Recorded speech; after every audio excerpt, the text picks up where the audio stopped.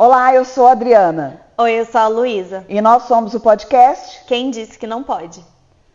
Hoje a gente vai falar de um tema muito importante, que é a violência política contra a mulher. A mulher, ao disputar espaço de poder, enfrenta inúmeros desafios como conciliar a vida pública com as tarefas domésticas e as atividades de cuidado com a família, o que a gente chama de tripla jornada. Além desse obstáculo que faz com que muitas já desistam, na primeira fase, elas enfrentam de forma cruel a violência política. O conceito de violência política está disposto na Lei 14192 de 2021. No artigo 3º, considera-se violência política contra a mulher toda ação, conduta ou omissão com a finalidade de impedir, obstaculizar ou restringir os direitos políticos da mulher. No Congresso Nacional, de 513 deputados federais, 91 são deputadas apenas. No Senado Federal, de 81 parlamentares, apenas 15 senadoras foram eleitas. E no Distrito Federal, na Câmara Legislativa, nós tivemos apenas 4 deputadas distritais dos 24 parlamentares. E na história do Brasil, nós tivemos apenas uma presidenta da República. Bom, para falar sobre esse tema, a gente está aqui com a Vanessa Marques. Muito obrigada, Vanessa, pela sua presença. A Vanessa é jornalista, professora, especialista em estratégia digital e planejamento de comunicação política. Tem mais de 19 anos de experiência, dos quais 11 anos como chefe de comunicação na Câmara dos Deputados, também já trabalhou na Câmara Distrital aqui do Distrito Federal. É autora do método de treinamento de equipes para comunicação política digital, uma metodologia inovadora que permite planejar de forma estratégica o mandato, ou seja, ela tem muita experiência com vários parlamentares. Como jornalista e assessora, atuou em jornal impresso, no executivo, no legislativo, trabalhou em campanhas eleitorais e mandatos em Brasília, São Paulo e Acre. Vanessa, muito bom ter você aqui e eu acho que você vai trazer muitas informações boas pra gente, né? Gente, primeiro é uma honra, né? Eu estou muito feliz com esse projeto das meninas, porque primeiro é uma coisa única, né? A mãe e a filha juntas no mesmo projeto, um projeto que vem dialogar temas que são difíceis, né, para a sociedade, né? Temas que a gente precisa seguir aprofundando, né, a nossa visão sobre eles e como a gente contribui para melhorar esse cenário. Estou muito feliz. Bom, você tem aí 20 anos praticamente de experiência e eu queria que você falasse um pouco dos bastidores ali na Câmara, no Senado, você está o dia a dia ali, de como você vê a campanha para combater a violência política contra a mulher. Adriana, a gente avançou muito, né? Como a Luísa falou na abertura aqui do nosso podcast, a gente já tem uma legislação que trata desse assunto. É um avanço, né? Antigamente a gente não sabia nem que termo era esse, né? Era uma coisa que faltava até o conceito. Isso já é um avanço, a gente já conseguiu fazer algo para além de só achar que aquilo é um absurdo, né? Existe uma legislação que teoricamente protegerá, né, as mulheres que ingressarem para a política. Porém, isso na prática, no dia a dia, ainda falta muito para isso resolver o problema e esse desafio. Né? Nós mulheres, independente de estarmos ou não em cargos eletivos, a gente já enfrenta grandes violências, né? Ao sair de casa, ao fazer uma compra, qualquer movimento feminino, ele é regrado de medo e de importunações, né? Sejam elas sexuais, verbais e todo tipo. Não só a gente, que ainda somos brancas, né? Mulheres de classe média, que ainda somos privilegiadas. Imagina o que acontece aí na periferia com as mulheres negras, que enfrentam também a desinformação dos seus próprios direitos. Então, todo esse tema, eu acho que a gente precisa trazer luz, como vocês estão fazendo. Então, quero primeiro parabenizar por vocês estarem trazendo esse tema, que eu acho que é muito importante. E depois seguir lutando para que não seja só uma lei, né? Que seja uma prática. É toda lei, né? A gente tem ali o que está escrito, mas para fazer valer a gente sabe que é ainda mais um outro obstáculo. Avançamos, tendo a lei, mas a gente precisa fazer coisas como essas aqui, né? Botar em debate, botar na pauta, continuar insistindo, continuar falando a respeito, mesmo que muita gente diga que é mimimi, mas nós vamos continuar falando. É isso. E as mulheres que atuam na política, elas sofrem muita violência de gênero. Como você acha que isso afeta as pessoas que trabalham na equipe? Então, eu vou sempre falar sobre a perspectiva, né, da assessoria, né, quem está ali nos bastidores nesse auxílio a parlamentares. Né? Eu já trabalhei com deputadas, né, agora estou com um deputado. E a gente vai observando como isso vem evoluindo. A violência de gênero ela vem crescendo, especialmente porque as mulheres estão tomando protagonismo. né? Da eleição da Dilma para cá, a gente viu mulheres já se destacando. Um episódio claro foi o que aconteceu na eleição de 2022. Apesar de ter a polarização entre Lula e Bolsonaro, teve a Tebet, né, a Soraya, que foram mulheres que se destacaram no jogo e foram muito atacadas, né? A gente vê aí, se você digitar no Google, vai ver vários memes, várias críticas, né, várias até violências, por assim dizer, contra elas por serem candidatas que se destacaram. Então, sob a perspectiva da assessoria, a minha grande preocupação é como vem a saúde mental das assessoras, né, que vem sempre deteriorando, primeiro pelo excesso de atividade, pela pressão psicológica da própria atividade. Tem a questão de estar sempre preocupada com como está sendo vista, né? Ela é profissional, ela é amante de algum deputado, ela está com alguém, quem indicou, nunca é sobre o profissional. E sempre que nós estejamos fazendo algo, tem sempre um mas. Ah, ela é muito boa, mas ela é isso. Ah, não, ela está estressada, ela está nervosa, ela não sabe isso, será mesmo que ela que vai representar? Então tem sempre um mais. Eu gosto de contar uma história, Adriana, que é muito emblemática para mim, que eu fui numa reunião representar o parlamentar que eu assessorava e tinham 3 homens que deveriam estar falando com o meu deputado, mas eu fui representá-lo. E eu era bem loirona, depois vocês podem procurar na internet, eu tinha um cabelo bem loiro, assim, branco por dizer. Quando eles me viram, eles falaram, o deputado mandou a secretária, eu disse, não, sou a assessora que vou representar. Resumindo a história, eles ficaram o tempo todo contestando a minha capacidade e também o fato de eu estar ali, porque na visão deles, a minha imagem não era condizente com alguém capacitado, né? Especialmente porque há sempre no Brasil essa questão com as loiras, especialmente se não for uma loira natural, né? Então, assim, são episódios que as equipes vivenciam, Adriana e Luísa, que é muito desgastante. Em quase 20 anos na política, eu vejo isso cada vez piorando.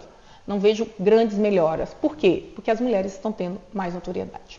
Eu tive uma vivência dentro da Câmara, você sabe disso, fui representante sindical, trabalhando como coordenadora jurídico-parlamentar, e eu convivi bem com esse ambiente político. A gente fala das parlamentares, a gente fala das assessoras, e até quem atua lá dentro, né? Como eu, no caso, representante sindical. E há realmente uma violência generalizada em relação à mulher. As assessoras são sempre tratadas como mulheres, parece que objeto, né? Sofrem todo tipo de assédio. Muitos parlamentares, em razão do cargo, como se diz, né, no português bem simples, se acham que está todo mundo servindo a eles ali, e principalmente as mulheres. Então ainda é um ambiente muito hostil para as mulheres. Eu participei de audiências públicas, representando, falando ali. Então quando você tem uma posição mais firme, quando você é mais enérgica e tudo, você causa um impacto, né? Uhum. Mas a gente vai conquistando respeito também, e é assim que a gente tem que fazer. Como é que é? Água mole, pedra dura, tanto bate que daqui fura, né? Mas eu queria que você me dissesse o seguinte, você já trabalhou com alguma deputada que foi vítima de violência política ou conhece algum caso mais emblemático? Sim, já trabalhei com deputada e também conheço vários exemplos emblemáticos, infelizmente, né? Eu trabalhei com uma deputada em que ela era sempre descredibilizada com relação, inclusive, ao casamento, né? Ela é casada há muitos anos, então sempre havia piadas sobre o seu casamento, sobre a sua postura, sobre a sua ideologia. E lá na Câmara a gente tem 2 exemplos que eu acho que são muito emblemáticos e muito recentes, né? Que é o caso da Sâmia Bonfim, que é uma deputada que está sempre sendo ameaçada, criticada, né? Todas as inferências que ela faz, os discursos que ela faz são sempre recortados para fazer piada, para fazer memes contra ela, né? Ela tem aí toda uma questão de gordofobia contra ela também, que é muito ruim, porque também ataca a autoestima da mulher, né? Imagina o que é você ter várias atividades e ainda ter que enfrentar, né, críticas à sua forma física, à sua forma de falar. E tem o caso, né, para não dizer que é só da esquerda, da questão da Joyce, que eu não sei se todo mundo lembra, mas ela foi da base do governo Bolsonaro, e a Joyce ela virou piada nacional, né, comparavam ela à Pepa, né, e faziam vários memes, assim, muito ruins contra ela, né, descredibilizando ela como mulher e como política. Ela estava ali representando um grupo, né? Quem é eleito, e aí eu acho que é importante a gente lembrar, representa um grupo de pessoas, não representa todo o Brasil, representa um grupo. E tem que ser respeitado porque está ali pela vontade popular. E a democracia, ela é assim, né? Quem se elege... A gente vive uma deterioração da política, porque na verdade a gente vai ter conflitos, a gente vai ter divergências, mas o respeito deve ser mantido. Eu lembro de época de Ulisses Guimarães e etc, que as pessoas tinham tanta divergência, mas elas tinham uma convivência respeitosa. Sim. Era a época, eu acho, talvez, que a gente soubesse fazer política sem ofensa, né? É porque aí agora a gente está vivendo a sociedade do espetáculo, que foi grande parte ocasionada pela questão das redes sociais, né? A gente vê hoje, especialmente no caso da extrema-direita, uma obsessão por lacrar na internet. Então não é mais a disputa ideológica, né, entre A e B, entre um movimento ou um pensamento político. É sobre lacração na internet. E essa lacração, ela precisa desse ar mais jocoso, mais um tom acima, né? E criticar mulheres, né, pelo que está se vendo, dá muito ibope ainda. Né? É um alvo fácil. É um alvo fácil e eles também buscam ali tentar fragilizar mulheres que estão se destacando, né? A gente pode falar aqui de várias mulheres de direita e de esquerda que estão no alvo, né, das grandes discussões, né? A gente tem a Janja, a gente tem a Michelle Bolsonaro, que inclusive tiveram papéis importantes na eleição de 2022. Foi a eleição, talvez na minha visão, que a mulher teve um papel tão predominante, né? O eleitorado feminino decidiu praticamente a eleição, e não sou eu que estou falando isso, são as pesquisas, né? Os estudos feitos pós-eleição. Então, a mulher hoje, ela tem um protagonismo muito forte na política, mas ela também é alvo, né, de grandes críticas. Essa questão da aparência física, que é realmente um ponto fraco para as mulheres, a gente é cobrada disso desde criança, né? E eu me lembro de um caso também emblemático, que é a da Marina Silva. Marina é uma mulher muito inteligente, muito competente, quem a conhece sabe disso, mas ela sempre foi atacada por causa da aparência física. Ela mesma fala disso, né? Estou falando aqui porque ela realmente também comenta. Então há uma exigência, para além de você se colocar provando a sua inteligência, a sua competência, você ainda tem que ser bonita, linda, para poder estar na política, porque senão não pode também, né? Mas assim, eu gosto muito de dizer, Adriana e Luísa, uma coisa que dentro da minha vivência, eu cada dia vejo isso com mais se confirma, por assim dizer. Mais clareza, né? Mais clareza. Não importa como a mulher é. Ela vai ser sempre alvo de crítica. Se ela é mulher, ela é amante de alguém. Se ela é feia, ela tá ali, ela tem que mostrar que ela é mais inteligente. Se ela é magra, porque ela é magra demais. Então, se ela é gorda, porque ela é gorda demais. Se ela é solteira, porque ninguém quer. Se ela é casada, o marido tá. Então, ou seja, não importa como a mulher é. Ela vai ser sempre alvo. É claro que se você foge do padrão determinado pela sociedade aí, principalmente pelo capitalismo que quer que você consuma aquele produto, você vai ser alvo muito mais fácil, vai ter muito mais críticas. Isso é, né, infelizmente, é a realidade. Mas independente da postura que a mulher seja, se ela é muito alegre, se ela é mais séria, não importa, ela vai ser sempre alvo. E também aqui nós temos gerações diferentes, né, de idade. Não importa também. Se é jovem, porque é muito jovem e não sabe nada. Se é velha, que não sabe mais, está desatualizado. Se está no meio termo, é porque também está perdida, não sabe para onde vai. Ou seja, sempre há um mas. Sim. E aí é que eu venho falando, eu digo isso também em muitas palestras que eu falo no Brasil para falar de comunicação política, que a mulher precisa estar numa rede de apoio. Ela precisa estar unida com outras mulheres para fazer isso que a gente está fazendo aqui. Conversar sobre isso. E ver que não é só comigo. Acontece com você, acontece com a Luísa e acontece com você que está aí do outro lado. Talvez hoje não tenha acontecido algo que tenha impactado você para observar, mas todos os dias a gente passa por alguma coisa desse tipo. Mas juntas a gente pode ir para além desse desafio, debatendo e também protegendo umas às outras. Então, se hoje a Luísa passou por alguma coisa mais pesada, eu posso aí dar um conforto, um apoio, uma ajuda, e isso pode mudar também a sociedade. É isso. E diante desse cenário, quais os maiores desafios que você acha que a mulher enfrenta na política? Conciliar, né? Conciliar tantos papéis ao mesmo tempo, né? Família, filho, casa, administração financeira, tudo isso ainda é a cargo da mulher, né? A tal da tripla jornada.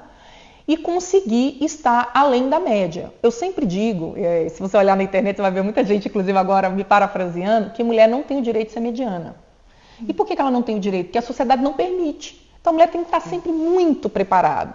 Ah, Vanessa, mas isso aí é mais cobrança. Sim, mas se ela chega ali minimamente com alguma falha, ela vai ser algo mais fácil do que ela já é. Então a mulher precisa sim se dedicar mais. E essa dedicação também é muito difícil para nós. Porque aí você tem que conciliar a tripla jornada, estar acima da média, né? E fazer uma condução aí também. A mulher precisa se arrumar, né? Aqui para fazer esse podcast a gente teve que se arrumar. Os homens não, eles podem colocar qualquer roupa, sentar aqui no sofá e falar o que quiserem, do jeito que quiserem, e dificilmente serão criticados. Então, tem também essa pressão psicológica sobre como a gente fala, o que a gente fala, se a unha está feita, se o cabelo está arrumado, se a roupa está bonita. Então, são muitas pressões. E eu gostaria, assim, muito de deixar claro que você que está aí do outro lado pensa em entrar na política, né? A Adriana já participou do processo político 2 vezes, eu acho também que é bom ela falar para vocês um pouco sobre isso. É importante que você se prepare psicologicamente. É necessário, é um ataque, assim, violento mesmo. Eu tive a ousadia, né, de ser candidata 2 vezes, fui candidata a deputada federal inicialmente, depois candidata a deputada distrital. Tive um desempenho bom, assim, para quem não tinha estrutura quase nenhuma para fazer campanha na primeira eleição, quase 10 mil votos, eu consegui ficar como suplente. Na segunda já não fui tão bem, o cenário político mais adverso também, mas a verdade é que para ser candidata, você precisa de uma estrutura muito grande. Primeiro você precisa de apoio de família. E na maior parte das vezes as mulheres são atacadas dentro da própria família. Vai mexer com isso por quê? Como é que você vai deixar seus filhos? O que você vai fazer? Então já começa de casa. Eu tinha apoio dentro de casa. Para você fazer a campanha é muito mais difícil para a mulher, muito mais difícil. É penoso, você não grava um vídeo de... vamos fazer um vídeo aqui. Não, você tem que ver se está arrumada, maquiada, você tem que estar sempre montada para poder fazer a sua campanha, coisa que não é exigida de homem, nem de longe, né? Ninguém fala da aparência física do homem. Lógico, dentro dos partidos eu não posso deixar de falar. É uma luta muito grande de conseguir um destaque, de conseguir a verba, de conseguir ser candidata. Eu vi mulheres sendo limadas mesmo do processo, mulheres muito competentes, que tinham um perfil ótimo para ser candidata, mas eram limadas. Os partidos ainda entendem que a cota, se atingiu a cota tudo bem, não precisa pôr mais mulher, e vira aquele sofrimento, nossa, tem que arranjar mais uma para poder cumprir a cota. Então é assim, se não tivesse a cota não tinha mulher mesmo não tinha. Né? A não ser para fazer firula ali, como muitos partidos fazem. E nessa última, para mim, eu tive exemplos terríveis, eu fui procurar um partido para mim muitas vezes, e aí eu estou falando de qualquer matriz de partido, de deixarem muito claro que queriam candidatos para cumprir cota. Que não iriam investir em nada na campanha, né? E eu fui bem claro, assim, olha, eu não estou aqui de enfeite, é um desgaste enorme uma campanha. Eu estou para fazer campanha de verdade, para competir de verdade, porque eu quero ser eleita. Porque mais do que importante do que ser candidata é ser eleita, né? A gente conseguir mulheres eleitas. E aí, eu sei que você faz treinamento, né? Você ajuda muitas mulheres, você faz treinamento de equipes de políticos, eu sei que você conscientiza muitas equipes. E como é que você trata essas questões envolvendo violência política quando você está fazendo esses treinamentos das equipes de comunicação, que, aliás, é a equipe mais importante na política, né? A comunicação ela é um pilar central, né? Porque primeiro que não adianta, eu sempre digo, né? Você pode ser um ótimo parlamentar, mas se ninguém está sabendo disso, você não vai ter essa força, né? E assim, né? Um dado não é científico, mas que eu observo que a maioria das equipes são formadas por mulheres, né? Então, eu sempre trago sobre, primeiro, independente de ser um deputado ou uma deputada e tal, que eles entendam o papel da mulher e os desafios que ela tem, né? Por exemplo, às vezes uma funcionária está com a mãe doente, é ela que vai cuidar, né? A irmã, a tia, o filho. Não tem como você delegar isso, porque ainda é um papel muito feminino. Então, às vezes ela perde o emprego por isso, porque teve que se ausentar 1 semana, 3 dias para poder cuidar de outra pessoa. E ninguém escolhe fazer isso, né? A gente acaba sendo socialmente obrigada a cuidar. E também porque se você não cuida, quem vai fazer, né? E nem todas as famílias conseguem pagar alguém para fazer esse serviço. Então, esse é o primeiro desafio. O segundo, que eu entendo muito, é combater o assédio, mas sem gerar aquele milindre de medo, que todo mundo fica, será que ela vai achar que isso é assédio? Não, o assédio é muito claro, ele não precisa de interpretação. Ele é claro, todo mundo sabe que aquilo é um assédio. Então, a gente combate isso e está dando ótimos resultados, está também crescendo esse intuito de estar bem, uma equipe forte. Porque eu sempre digo assim, sabe, Adriana? Não existe projeto político vencedor sem equipe unida. A equipe tem que estar unida com aquele projeto, aquilo tem que ser uma base. Inclusive para a candidata. A candidata tem que ter uma base que ela confie. Pessoas que ela sabe que estão ali não só trabalhando pelo salário, né, por aquele cargo, mas trabalhando pelo projeto político dela. Isso. Acredita que aquilo muda o país. E essa energia que eu trago. Não, vamos aqui formar uma grande equipe, mas não uma equipe só de pessoas contratadas para executar um serviço, mas de pessoas que estão juntas num projeto. E aí esse projeto ele vai contribuir para que as mulheres tenham o seu espaço respeitado, para que entre elas tenham um bom relacionamento, que elas tenham empatia uma pela outra, porque isso também é uma questão social que a gente precisa tratar, é um desafio, né? Então tudo isso a gente vai construindo. E posso dizer para você que está aí do outro lado, é desafiador, porém é possível. Quando uma mulher decide enfrentar uma campanha política, você falou que ela deve se preparar psicologicamente. E o que mais você daria de conselho? A Adriana ali, eu acho que ela deu também outro conselho, né, que eu também reforço, que é a questão de ter ali o apoio familiar. Porque você já vai enfrentar muitos desafios quando você abrir a porta para fazer a campanha. Ter esse desafio dentro de casa complica bastante, especialmente se tiver um relacionamento já não muito, digamos, harmônico, né? A tensão familiar, especialmente com o marido, pode trazer muitos problemas, porque impacta na mulher, né? Tem toda uma estrutura. E criar uma rede de apoio em caso ela ter filhos, né? Porque ela vai precisar delegar algumas funções, né? Para estar aí nessa jornada, porque ainda se faz campanha muito de rua. Eu sei que a gente está vivendo esse boom da internet, né? Muitos candidatos sendo eleitos pela internet, mas, gente, isso ainda é minoria. A internet tem seu poder, é importante, todo mundo tem que ter essa coisa toda, mas o 3S aí ele ainda é muito famoso, né? Você tem que sair, falar com as pessoas, andar muito, né? O que eu falo que é suor, saliva e sola de sapato. Ou seja, ir para a rua pedir voto, conversar com as pessoas. Esse formato de fazer política ainda é muito forte no Brasil, né?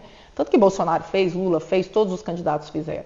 Então, a mulher precisa ter um apoio com relação para dar conta de tudo isso, né? Para chegar e falar, poxa, hoje eu tenho um comício às 8 da noite. Quem vai fazer o jantar? Quem vai cuidar da casa? Quem vai levar os meninos para o colégio amanhã? Então, ou seja, várias questões que a mulher, infelizmente, ainda tem que cuidar. Porque ainda tem essa disparidade das atribuições domésticas, a gente já falou um pouco sobre isso, né, Luiz? Sim, da economia do cuidado. Que foi tão bem colocada no Enem, graças a Deus falaram sobre isso. Agora, eu queria acrescentar uma coisa nesse preparo todo aí. Deixa eu te falar uma coisa, apoio na hora de fazer uma campanha eleitoral é muito importante. E aí eu vou falar o seguinte, olha, se você tem alguma amiga sua, alguma parente, alguém que é próximo de você, que cometeu essa ousadia de ser candidata, ela precisa de muito apoio. Porque, olha, não é assim só ir lá votar. É uma reunião que faz em casa, é ligar para as pessoas, é um apoio mínimo. Se você acha importante ter mulheres na política, não adianta. Você tem que se engajar mesmo numa campanha e ajudar a eleger. Porque eu tive assim, experiência de pessoas muito próximas até de mim. Ah, tá bom, eu vou te ajudar. As pessoas da família daquela amiga sequer sabiam que eu era candidata. O processo eleitoral é revelador. Então, assim, é necessário uma mobilização para eleger mulheres. Simplesmente porque é importante a gente ter essa representatividade. Por mais que um homem seja empático, ele jamais vai entender o que é a realidade que uma mulher tem no dia a dia. Quais são as demandas políticas? O que precisa ser tratado? Por que a gente ainda até hoje tem problema de creche? Por que ainda hoje a gente tem problema de licença maternidade? Por que ainda hoje a gente tem problema no mercado de trabalho?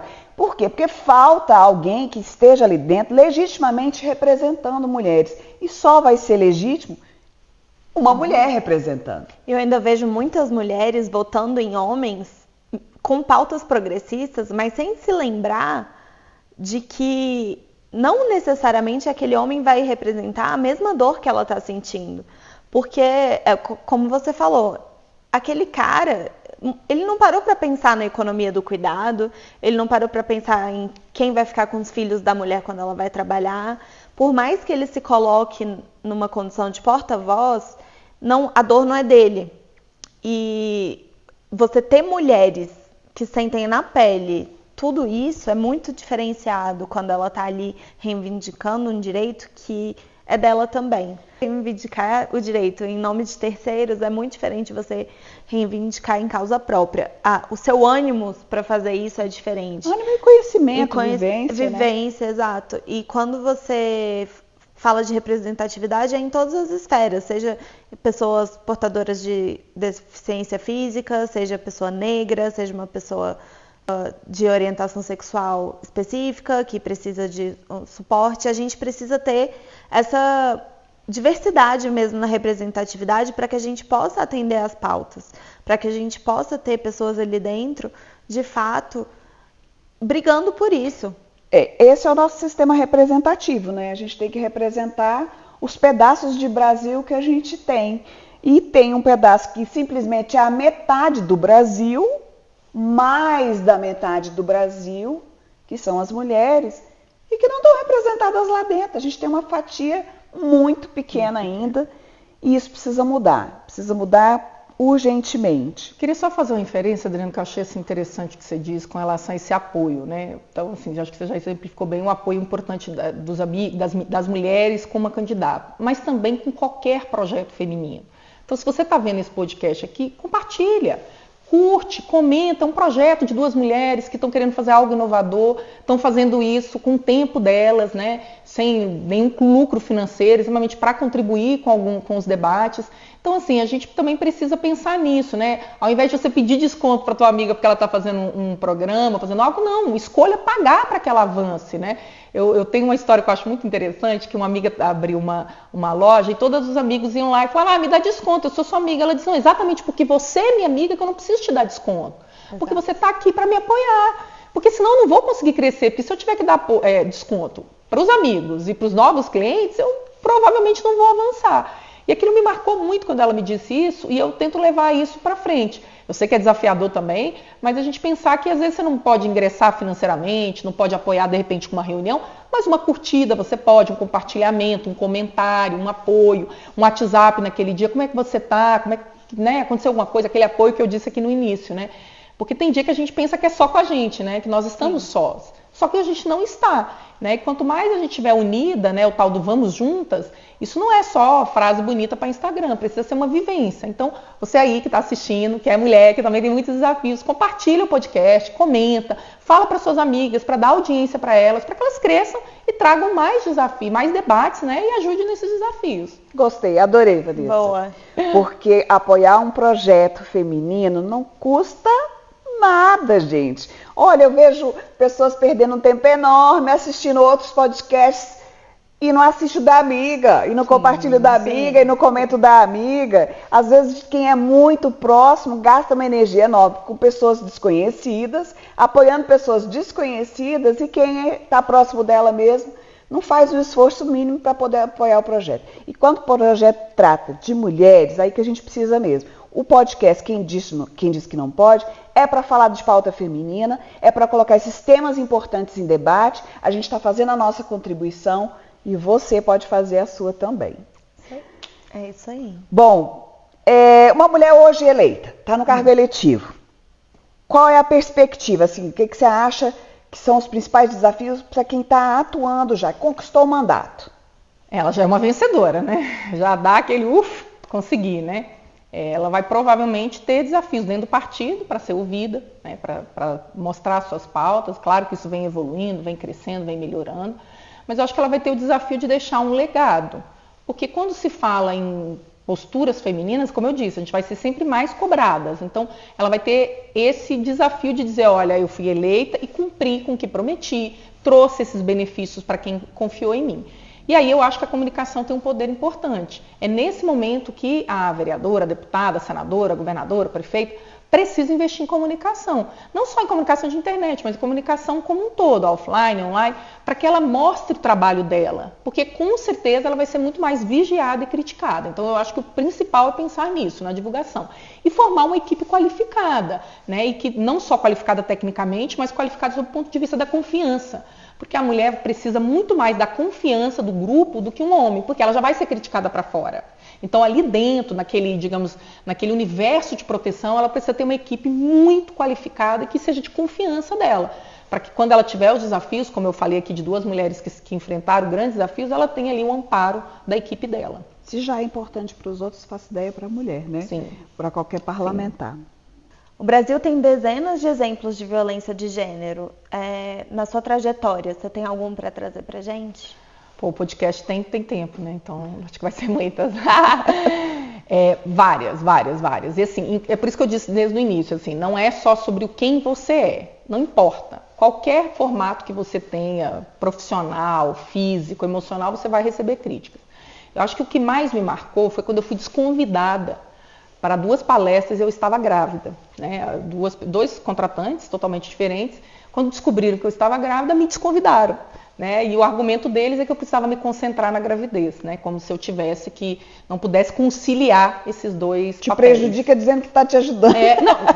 Pior é ainda dizer isso com uma naturalidade, porque o que me choca é a naturalidade com que a pessoa te diz isso. É uma audácia. E, inclusive, uma era mulher, tá? Um dos contratantes era mulher. Disse, não, ela não teve filho, mas ela disse, não, porque as mulheres quando estão grávidas passam mal, já imaginou se você passa mal no palco? Eu disse, não, estou em plena forma física e emocional e nunca tive tão motivada, inclusive, para fazer isso, né? Mas, infelizmente, foi o que aconteceu, eu fui desconvidada. Então, acho que isso foi muito simbólico para mim, porque eu não tinha vivido ainda, né, os desafios de ser mãe, né? Que é uma coisa que também a gente escuta muito, mas a gente só entende mesmo quando a gente vira. Aí a gente sabe como é que o negócio fica muito mais complicado. E outra coisa, essas questões de sempre a aparência ser o primeiro mais, né? Então, olha para você, mais fulano, mais ciclano, mais isso. E o terceiro é quando você vai, eu viajei muito o Brasil esse ano fazendo palestras, e eu vejo que quando os homens estão palestrando, não importa o que eles falem, nem que se eles são bons de palco, se eles estão bem vestidos, nada disso. Eles vão lá, fazem o deles e pronto, acabou. Mas quando a mulher vai, do momento em que ela sobe ao palco, até tudo que ela fala, tudo ali está sendo julgado. Então, se ela está usando terno demais, ela não é feminina. Se ela está usando roupa feminina demais, ela está sensual. Se ela cometeu um engasgo, o que for, ela não estava preparada. Se ela falou demais, é porque a palestra dela era chata. Se ela deu um show, mas é porque ela é muito aparecida. Então, esse desafio também é muito ruim, sabe? Eu vi um episódio no Maranhão, que eu achei que foi muito simbólico, que era a primeira vez que uma menina ia subir no palco. Ela tem 24 anos, é uma excelente profissional, ia subir ao palco. E quando eu soube que ela viria antes de mim, eu fui lá apoiá-la, porque eu achei assim, de uma coragem, ela ir falar para 200 pessoas assim, né? A primeira vez eu tinha uma dor de barriga infernal, eu ainda tenho até hoje, às vezes. Eu falei, caramba, será que ela está sentindo tudo que eu sinto? Vou lá dar um apoio. E conversei com ela, enfim, muito talentosa a menina. Mas eu vi que as outras mulheres que estavam na plateia e até no evento não fizeram questão nenhuma de apoiá-la, como se fosse assim, ela já está aqui, ela que se vire, tem que se dar bem, tem que fazer bem. E aí, eu acho que essa construção também é importante, que a gente apoie umas às outras, porque assim como eu ainda tenho muita dificuldade, tenho medo, apesar de todo mundo achar que é fácil, a gente pode também ter uma outra do lado que está precisando daquela mãozinha assim, dizer, vai lá e arrasa. E se não arrasar, tá tudo bem, que vai ter outra, entendeu? Porque a gente também não precisa estar sempre bem, sempre fazendo tudo certo, falando as coisas corretas. A gente também pode se dar o luxo de não ir bem num dia. Você me lembrou muito, a gente está falando de política, a gente está falando, lógico, não só de legislativo, mas também de executivo. Eu tive experiência sendo secretária executiva de governo e eu vi muitos dispositivos, a maior parte deles, lógico, compostos de homens, e que quando o homem fala, todos os homens que estão no dispositivo prestam atenção. Quando uma mulher fala, eles se dão ao direito de ficar conversando um com o outro. Mexendo no celular. Mexendo no celular e, assim, não prestigiam a fala daquela mulher. E eu sempre chamo a atenção das pessoas que estão do meu lado, e tudo assim, olha, tá vendo o que está acontecendo ali? E muita gente não percebe isso, é o dia a dia. Então a gente precisa ficar alerta, porque não é mimimi. São sinais claros, são coisas que acontecem no dia a dia, e que a gente vai percebendo a falta de espaço, a falta de reconhecimento, a falta de apoio. Então eu digo a você, mulher que assiste, até você, homem, para observar que em pequenos detalhes a gente realmente deixa de dar o espaço e o reconhecimento que as mulheres merecem. Vanessa, eu queria... Não, eu quero te cortar. Vou cortar aqui a própria dona do podcast, que eu sou ousada, gente. A Adriana fez um projeto que me emociona muito, que eu tenho muito orgulho, e que eu acho que ela é uma das representantes desse jogo, junto com a Luísa, que está também agora apoiando vários projetos femininos, de não ser só discurso, sabe? Porque a gente, olha só, a gente tem que sair do não ligar, do deixar de ser discurso para ação. Então são muitos desafios mesmo, que foi a questão dela ter construído, né, ajudado no processo de construção de uma creche no GDF. Imagina você... que o GDF do tamanho que tem, não sei se você é aqui de Brasília, mas é o governo do Distrito Federal, não tinha uma creche para servidoras do órgão, né? Isso é muito simbólico, porque quem tem filhos, especialmente quando eles estão pequenos, isso é uma pressão psicológica e emocional muito grande. Então, eu queria parabenizá-la, porque eu acho que de tudo que ela fez, é uma trajetória incrível, linda, maravilhosa, mas esse projeto, ele é muito lindo. Não vou deixar de falar disso não, porque nesse caso eu tenho 2 experiências. Eu era do Tribunal de Justiça e havia lá o berçário que funcionava há 13 anos, eu era representante da categoria, era vice-presidente da associação e eu mesma fiz a sustentação oral no pleno para que os desembargadores não aceitassem essa decisão. Eu obtive o compromisso de todos que o berçário seria reaberto, mas infelizmente eles chegaram a fechar e até hoje ele não foi reaberto. Aí eu me vinguei, eu fui pro GDF e fiz o berçário lá, né, lógico, com muito apoio administrativo do secretário da época, e a gente realmente fez esse berçário que hoje atende 60 crianças, com período integral, com área de amamentação, para que as mães possam ir durante o expediente. Por que é importante? Isso é importante.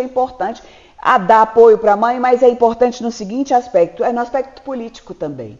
Porque esse tipo de formato de apoio faz com que mulheres que ocupem cargos de destaque, gestoras públicas, possam exercer a maternidade com alguma garantia. Isso me lembrou muito de um caso emblemático da Manuela Dávila, né, que amamentou no plenário e tudo. E ela foi muito criticada por manter o vínculo com a filha dela, né? Que ela levava, de fato, para o plenário. Que era inadequado.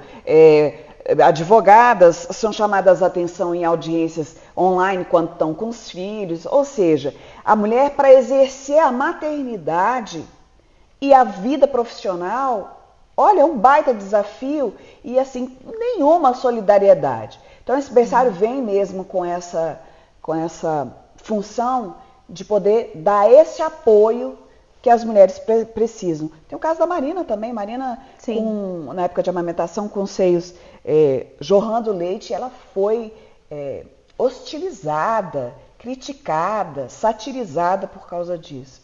Então tem muito para avançar ainda. Eu vou parabenizar a Vanessa pela sua presença aqui hoje, que enriqueceu tanto o nosso podcast. Vou também falar do trabalho que você faz como assessora política, treinando pessoas, com esse enfoque, com esse olhar.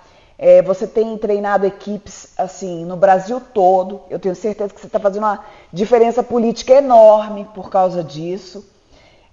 Eu quero que você deixe aí o seu recado, deixe seus contatos de rede social ou para contratação e tudo, porque a gente também apoia o seu projeto e a gente sabe que você faz diferença para diminuir um pouquinho a violência política contra a mulher. Então, deixe seu último recado, porque infelizmente nosso podcast está acabando esse episódio. Eu quero voltar, gente, porque sabe, eu falei que eu era ousada, vocês não acreditaram, né? Pois é.